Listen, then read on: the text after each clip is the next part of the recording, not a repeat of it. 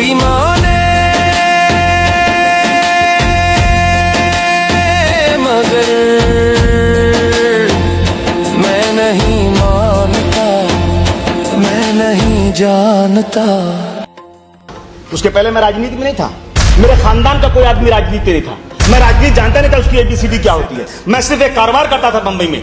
मैं इसलिए कहना चाहता हूं सर, मुझे दुख इसलिए है कि 1992-93 के बम ब्लास्ट में मैं एक आरोपी था, मुझे गिरफ्तार किया गया था और 1 साल तक बंबई के बम ब्लास्ट में अबू आसिम जेल की सलाखों के पीछे था। मैंने कोई गुनाह नहीं की थी, लेकिन मुझे हथकड़ी डाल करके 1 साल तक जेल में डाल दिया गया था और ये कहा गया था कि अबू आसिम बंबई के ब्लास्ट का मेन अक्यूज है। सर मैंने एक मोटी अकाउंट की किताब, एक मिनिस्टर थे कांग्रेस पार्टी के, उनको लेकर के मैंने, जो उस वक्त बम ब्लास्ट की इंक्वायरी कर रहे थे, उनके पास जाकर मैंने कहा कि आप जो कह रहे हैं मैंने फाइनेंस किया है, ये किताब ले लीजिए आप और देख लीजिए कि मैंने अकाउंट का पैसा लिया है कि एयरलाइन को दिया है, कितना पैसा आया, कितना गया है, ये सारा प्रूफ है। जब मैंने जमा किया, उन्होंने कहा बैठो आगे। वो मंत्री जी ने कहा अबू आसिम तुम, मेरी बात होगी, अभी तुमका इंक्वायरी करेंगे, तुम घर जाओगे, शाम को मुझे गिरफ्तार कर दिया। उसके बाद जब मैंने कहा कि वो मेरी बुक, मेरे पैर से जमीन निकल गई कि उस कमिश्नर ने, उस ज्वाइंट कमिश्नर ने जो इंचार्ज था इंक्वायरी का, उसने कोर्ट में एफिडेविट भेज दिया कि अबू आसिम ने मुझे कोई बुक नहीं दिया। मैंने कहा ऐसा भी दुनिया में होता है?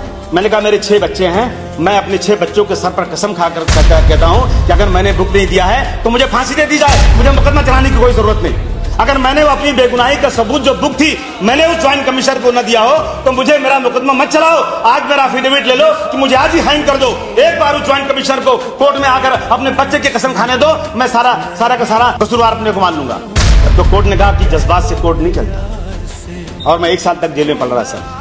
और मैंने मेरे बाप ने कहा कि मेरी सारी जायदाद बेच दो और मेरे बेटे को छुड़ा दो। मेरा बाप भी मर गया और मैं सुप्रीम कोर्ट पहुंचा 1 साल के बाद और मैं सुप्रीम कोर्ट से डिस्चार्ज हो गया उस केस के अंदर और मेरी कोई गलती नहीं थी, मैं जानता भी नहीं था कहां ब्लास्ट हुआ है। और आज शिवसेना के लोग कह रहे बंबई में कि कोई वकील नहीं कर सकता और हुकूमत तमाशा देख रही है। क्या पुलिस तय करेगी वकील? अगर मैंने वकील नहीं किया होता तो आज मैं छूट नहीं सकता था, मैं जेल की सलाखों के पीछे रहता। वो डिनाई कर रहे हैं शिवसेना के लोग जो संजय दत्त पकड़े गए, अब देखिए उन्होंने संजय दत्त को छुड़ाने के लिए कोशिश किया और संजय दत्त कसूरवार है नहीं कसूरवार है ये कोर्ट फैसला करेगा, लेकिन एक तरफ ये कंक्लूड कर उनको छुड़ाने के लिए कोशिश करते हैं, दूसरी तरफ प्लीज कंक्लूड, अगर किसी ने प्लीज कंक्लूड देख लिया तो हम उसको मारेंगे। हम मुंबई में आप कंक्लूड कीजिए, आप कंक्लूड कीजिए। नहीं ये गुंडागर्दी से नहीं चलेगा देश, ये कोई झूठी बात नहीं है। Your party has taken all the time. Home minister साहब बैठे हैं, मैं कहना चाहता हूं नितिन प्रधान नाम के एक वकील ने सारे मुकदमा वापस कर दिए हैं, क्या मुकदमा नहीं देखेंगे? सर हो क्या रहा है सर, सुन लीजिए, मैं पूरे हाउस में कहना चाहता हूं काउंटर एलिगेशन नहीं, आपने जो कहना था कह दिया कि मैं हिंदू और मुसलमान को इस मुल्क में एक खूबसूरत औरत की 2 आंख की तरह समझता हूं और अगर वो औरत एक आंख खराब हो गई तो ये हमारा हिंदुस्तान खूबसूरत, ये बदसूरत हो जाएगा। ये लाल हरे पीले गुलाबी बैगनी और सफेद फूल खिलते हैं तो बनती है बहारे गुल। ये हिंदू, ये मुस्लिम, ये सिख, ईसाई और पारसी भी जब साथ चलते हैं तो चलता है मेरा हिंदुस्तान। मगर